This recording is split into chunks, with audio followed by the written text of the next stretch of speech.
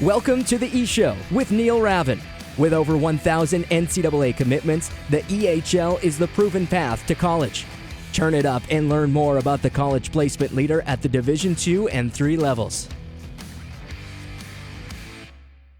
Welcome into the E-Show once again. My name is Neil Ravin. This is episode number 17 of the podcast. And I want to welcome in now the head coach and the GM of the Walpole Express, Cody Campbell. Welcome to the podcast. Thanks for having me, Neil. This is the first time I've had you on the revamped podcast. I know we spoke, I must have been, I think, halfway through this season, maybe around November or so this past year. But obviously a year under your belt now. How do you feel about where you're at as a coach in this league as opposed to a year ago?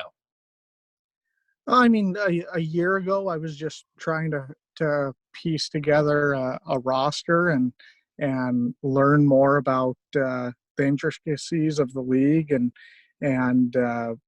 really try to figure out what exactly the level of play was. I obviously had seen and recruited the EHL before, but never worked in it. So there was an adjustment. And a year ago today, I feel much more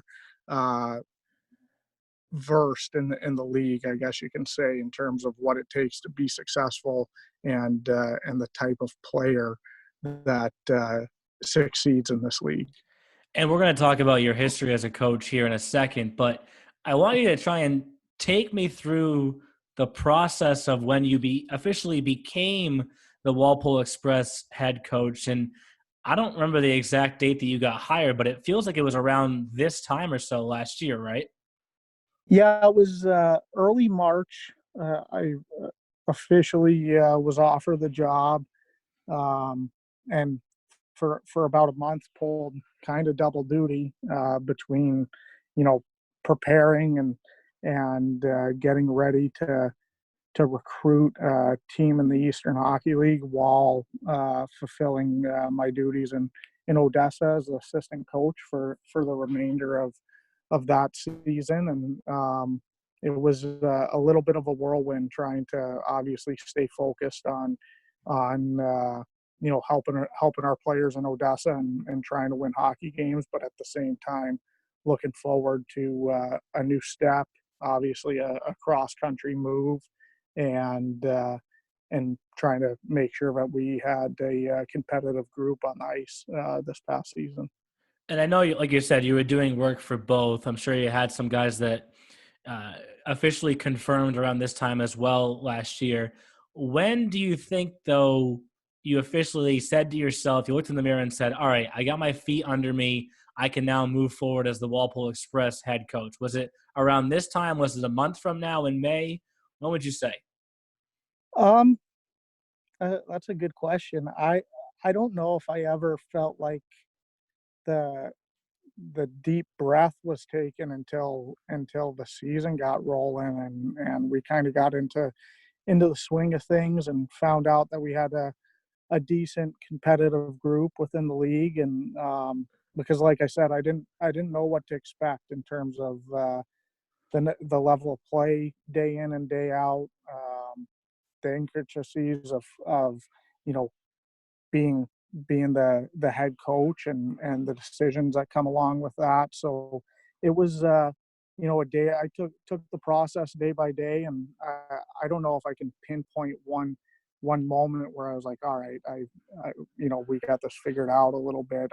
But if there was a point where I was able to kind of settle in, it definitely wasn't until after the season got rolling. And going back prior to, you mentioned Odessa, you had stops with Cedar Rapids, Janesville. You were in Odessa right out of college. The one thing that, when you search Cody Campbell and you look back on the playing career and then the coaching career, the one thing that I always find interesting is your last year of playing was the 2012-2013 season, and then your first year of coaching was the very next year. Had that always been something that you had in the back of your mind, like as soon as I'm done playing, I'm going to go coach right away?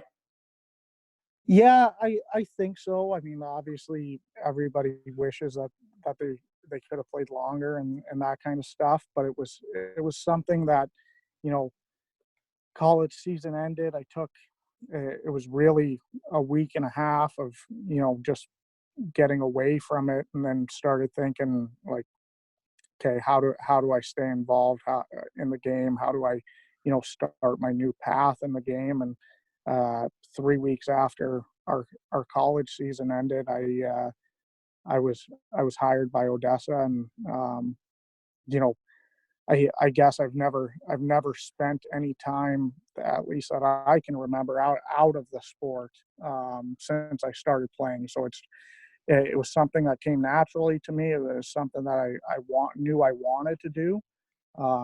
Obviously, wasn't exactly sure when it was going to happen or anything like that, but very fortunate to have been given an opportunity and organization and a league that is highly regarded, and get my feet wet coaching that year in Odessa. And you did 2 seasons in Odessa, then went to Janesville, then went to Cedar Rapids, and then back to Odessa. Was that part of the plan, or is that just how it worked out? No, I once I got involved in coaching, you know, obviously your circles change, and the people that are kind of your mentors. It moves from a playing side to a coaching and a business side. So something that I learned early on in my coaching career, that it was important to have new experiences and learn from different people. And I was very fortunate to be able to work with some great head coaches during my times at those other stops, and pick up things from them that ultimately it kind of shaped me into the coach that I am right now, and have been able to take those things that I learned in those 3 different places, and apply them to how I want our team to play, and what I want our culture to be here in Walpole. So let's pause then and have some fun here for a second, because obviously with all those stops, whether it was as a player or as a coach, I'm sure you went into many different ranks over those years. So let's get your first as a player, whether it was when you were in the USHL or at Niagara. Is there a place that, other than your home ice, is there a rink that you went to that you looked forward to that trip more than anything else? Um, yeah, in the USHL, it was definitely Lincoln. Um, at that time, they were uh, perennial contender and absolutely unbelievable barn to play in. And then in college, it was against RIT, and up at Ritter Arena there in Rochester, uh, place that was absolutely rocking. Smaller rink, but they packed it, and we had a good rivalry with them, obviously with the proximity to Niagara. So it was a place that I looked forward to playing, but it was also a place that I think the places that you have success in are always places you like to go back and play in. So we had some pretty decent success as a team up there in Ritter. And how about as a coach? Obviously, in the majority of your time as a coach was spent in Odessa, as we said, and in that South Division, there's a lot of miles that you guys spend, on the bus. Was there a rink in particular that you love to go to? Um, all those rinks are difficult to play in for different reasons. Lone Star is it's a little shoe box. They pack it in. It's loud. They've got metal seats. That always a fun environment. And then Shreveport, especially with them coming back into the league, they had a pro team there previously in the early and mid 2000s, and then came back into the North American League. They did an absolutely phenomenal job with their season tickets, and making that a really difficult place to go in and win hockey games. So those hostile, tough environments to play in, to me, were always the most fun. And then, coming to the EHL, obviously a big adjustment coming up to New England, but there's a difference in the number of fans we get for a game as well. And I'll never forget one of the stories you told me about that involved, your home rink. Can you tell the fans at home, can you define what you guys call the Carrot Crew, what that is down in Odessa? Yeah, every time we scored a goal in Odessa, uh, fans threw carrots onto the ice, little rubber carrots, and some of the youth hockey kids there in Odessa, which obviously youth hockey in Odessa, Texas, is much different than it is here in New England. Those kids would stumble out there and pick the carrots up, and it was something that was fun for the fans, but it drove me absolutely bonkers because we just scored a goal, maybe have some momentum, and then you got to wait 5 minutes for the kids to skate around and pick the carrots up, and inevitably one of them would fall and dump their bucket, and then that creates a whole different issue. So yeah, that definitely something different that I'm not complaining about doesn't happen in the Eastern Hockey League. Was that the longest delay you've had, like 5 minutes or so? Is that pretty average? Yeah. So like an odd Wednesday night game or something. We'd kind of wait for him to come out and then realize that none of the Carrot Crew is here. So then the players would jump on and shoot the carrots back over the glass and stuff. So yeah, 5-6 minutes was fairly typical.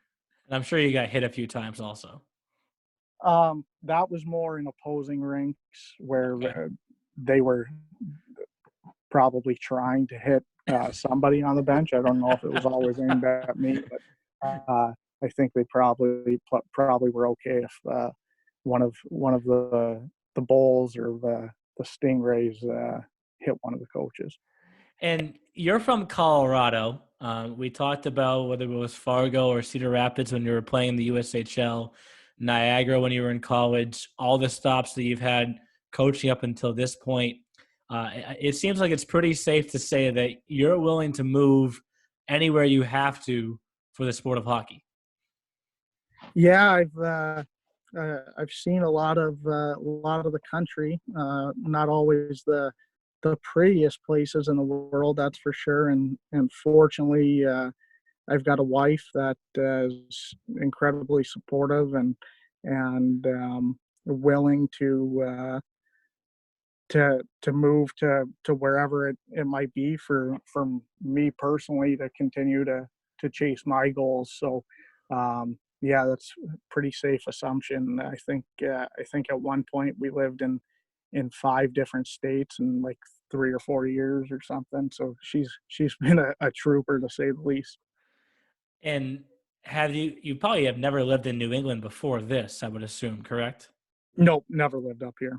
But you probably came to play a few games in this area.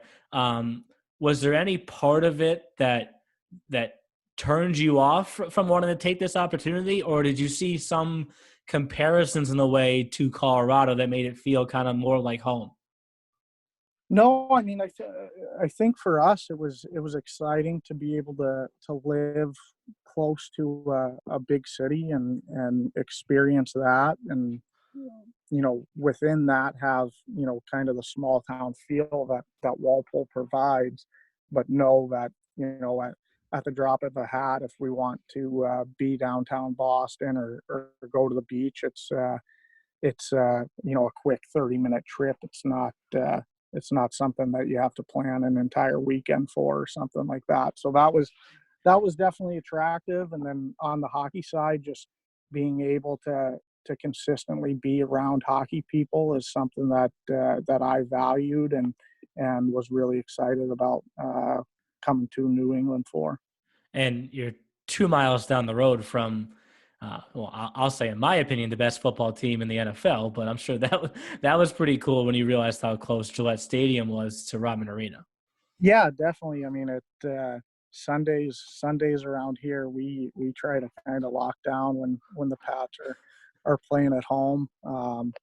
I'm I'm a Broncos fan, as is my wife. Probably a bigger fan than I am for sure. But she's not afraid to wear a Broncos jersey out to the grocery store on a Saturday or Sunday. Well, I'm glad to hear that. So then, talking about Walpole now, we touched on when you officially got the job, and obviously some more time to prepare this year. But when you took on the role and you knew of the recent success that the team had had and nearly 100 commits since the EHL was formed, did you feel any sort of instant pressure when you arrived? Um, no, I wouldn't clarify it as pressure. I felt like I was stepping into a sound and stable situation and environment that has a track record and a history of success, which not all the time uh, are jobs available like that. Most of the time it's jobs are available because of lack of those things that you mentioned. So that definitely gave me some confidence knowing that this was a place where you could build a winner and ultimately a place that colleges know consistently have players that are going to be ready and prepared for the next level. And when you took on the job, you're replacing a coach in John Lounsbury, who at one point was named a co-coach of the year in the EHL. I'm sure he helped you a little bit. And then Todd Stirling, who is still with the Walpole Express, also won a Coach of the Year award in the EHL. How valuable was it to you to have those two voices still kind of around in the beginning of your time with Walpole to help you get your feet wet? Yeah, I mean Todd has been an unbelievable resource for me. Being able to work with him consistently, day in and day out throughout the course of the season has been awesome. And he definitely doesn't ever stick his nose into anything that we're doing, but always there to offer help and advice, whether it's with recruiting, um, you know, day-to-day things that happen within a junior hockey team, that kind of stuff. He's been a great mentor and friend, and like I said, incredibly valuable asset for me to have here this past season and continuing through the summer. And you also had an assistant coach. I don't want to miss Dylan, who is recently out of college himself at Franklin Pierce, which is a school where a number of our players advance onto. How valuable was it to have a guy like that on your staff? Obviously, you're coming from a junior league that put more kids probably D1 than D3. So there was some adjustment there. So how valuable was it to have a guy who had just been playing at that level come join you right away? It was awesome. I mean, Dylan brought you know youth and enthusiasm and a sounding board for the players when they needed it. Because they don't always want to go directly to the head coach with things. So that was super valuable. And then obviously with him being from the area, playing at Franklin Pierce, he was able to teach me some things about different schools and academic standards and stuff like that he had dealt with in the past, whether it was being recruited or knowing guys that went to different programs or Franklin Pierce itself. We ended up having Will Wolford commit to go there, and Dylan was definitely a big part of that. So it was he was definitely a valuable piece of our team this year, and excited that he's going to be back next year and continue to learn and grow as a coach. And he's definitely was a big asset to not only me but our players. And It goes without saying how tough your conference was in particular this past year. But what was pretty consistent were the opinions that guys had of you and your team as the year went on. The Walpole Express kept getting better and better. Was it you getting more adjusted to the system? Was it the players buying in? Was it the leadership on your team? What was it in particular, if it was one thing that you could pinpoint that made your team get that much better as the year progressed? I mean, in part, it's a combination of all those things that you mentioned. But most importantly, it was the buy-in and the culture that our guys created within the group last year, and obviously that's something that is super important to me, that we have sound culture and trust within our group. But with this team, it was taken to a different level, and at the end of the day, the players are the ones that do it and create the success and put the work in. As a coach, you just try to guide them and facilitate the development of different things throughout the course of the season. But they did an unbelievable job. We had an unbelievable captain and Mike Meredith, and fortunately, um, in my first year, I felt like it was a really easy group to coach, because they all wanted to buy in. They all wanted to improve, and at the end of the day, they were all here for the same goal, and that was uh, to win hockey games and help each other move on to the next step of their career. And speaking of moving on to the next step of their career, you got 14 kids moving on. It's always one of the interesting conversations that I have with coaches around the league at this time is, yes, you look back and you look at the commitments, you're like, that was a damn good year. But now you also have more spots to fill. As that number increases, do you ever kind of pinch yourself and say, hey, I wish I had, 3 or 4 more guys maybe sticking around one more year to kind of carry over some of the consistency, or do you not mind hitting the reset button fully because of how high that commitment number is? I mean, at the end of the day, nobody plays junior hockey to win a championship for the team that they end up playing for. That's a byproduct of things. Everybody's playing junior to get to that next step. And um, at the end of the year, we laughed about this, you know, amongst the team, but because of the number of commits that had gotten up there and stuff. And at our first meeting, I told the guys, I hope we have 0 returners next year and have to build this thing from scratch again. And we will be pretty close to that here this summer. So that that's the end goal of junior hockey. At the end of the day, that's my belief. And um, yeah, would it be nice to have some guys, come back that had success and stuff? Of course, but I wouldn't have been doing my job if I didn't help facilitate the opportunities that our players ultimately achieved. And I know you just said there it's not about the wins and the losses really when it comes to junior hockey. So I'm going to talk about a loss. I don't want to spend too much time on this, but with not that many guys returning and the way your season ended last year, do you even then go use the playoff loss as motivation this upcoming year? Or is it really just that much of a clean slate?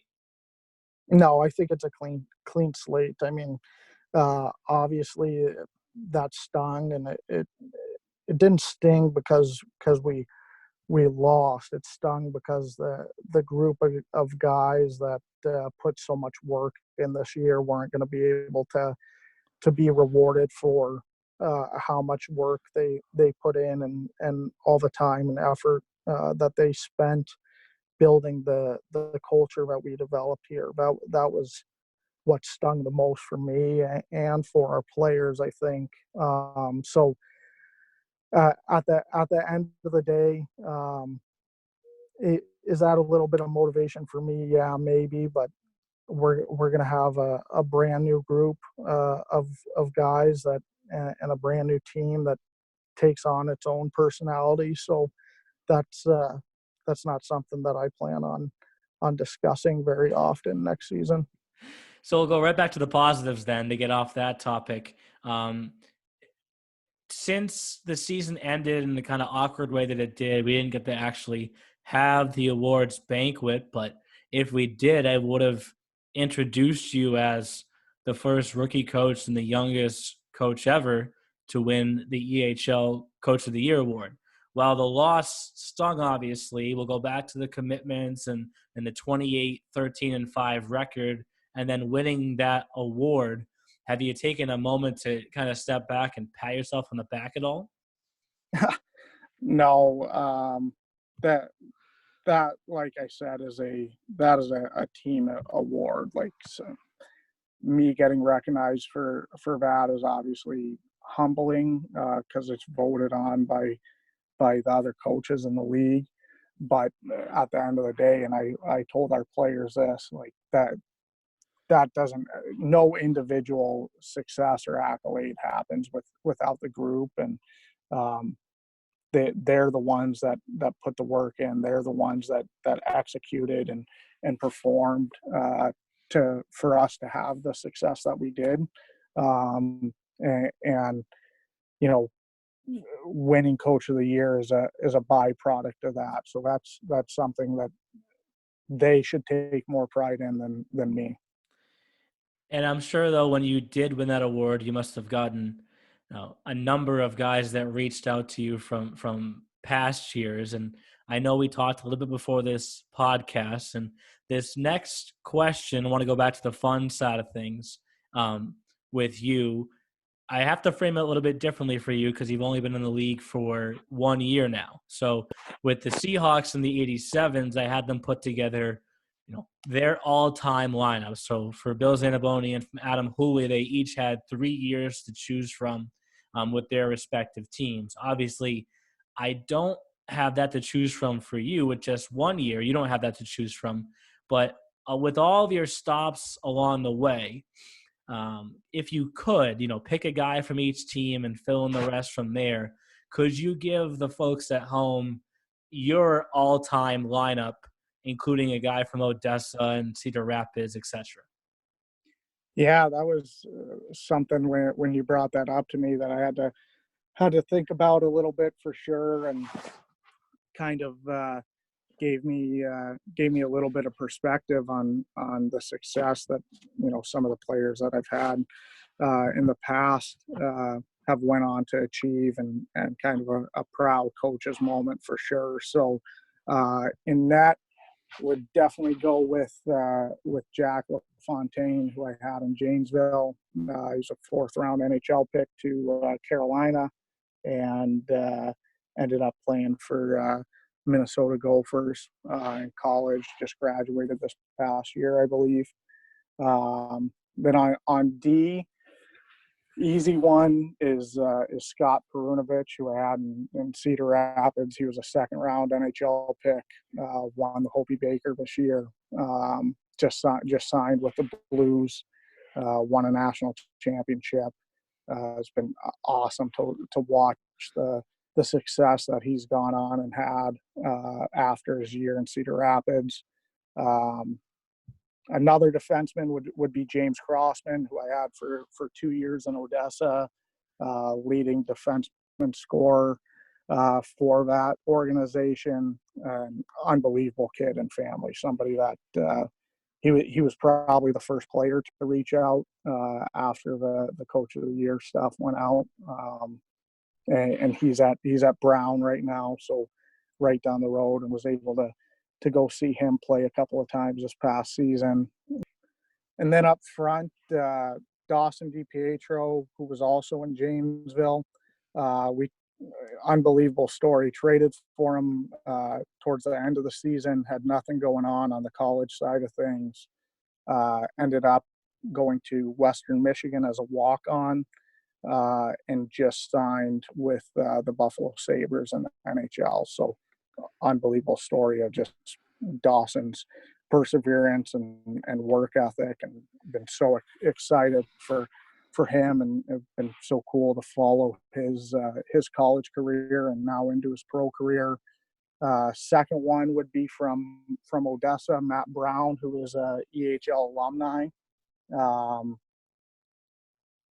Arguably was that year probably the most dynamic forward in the North American League, and then went on, played a year in the USHL, and then was a freshman at Lowell this past year. And I think he led all freshmen in freshman scoring in Hockey East this year.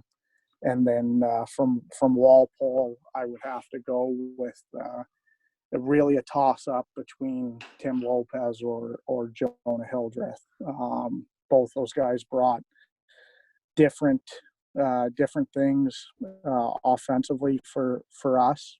So that one would be a complete toss-up, coin flip on who I would pick.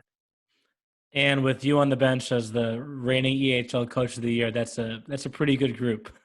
So I wanted to make sure you got a chance to answer that, obviously, without having too many years of EHL experience under your belt. But it shows, just how far you've come as a coach and all the different stops that you've had along the way. And it also shows the connections. I remember when Matt Brown was in this league, I was like, this kid is young. But like you said, like, he was as dynamic as any player that I've seen come through the EHL. And then off of that, the question that I can have you answer that I had Billy and Adam Eats answer is, now that you've gone through the EHL for a year and you're starting off that new clean slate and you're recruiting next year's team, were there any players that you faced on teams this previous year that you kind of took a step back and said, I want a kid like that on my team next year?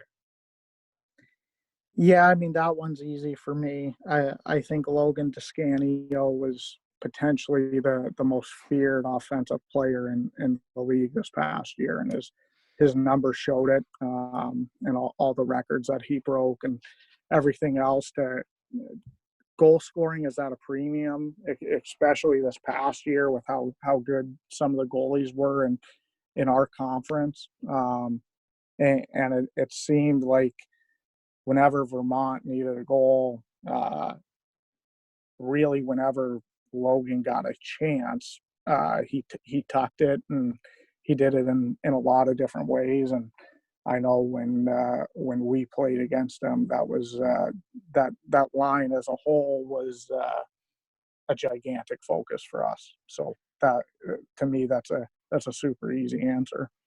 Well, I'll have to watch and see. Maybe this year you'll have the 90-point guy on your team. I hope so.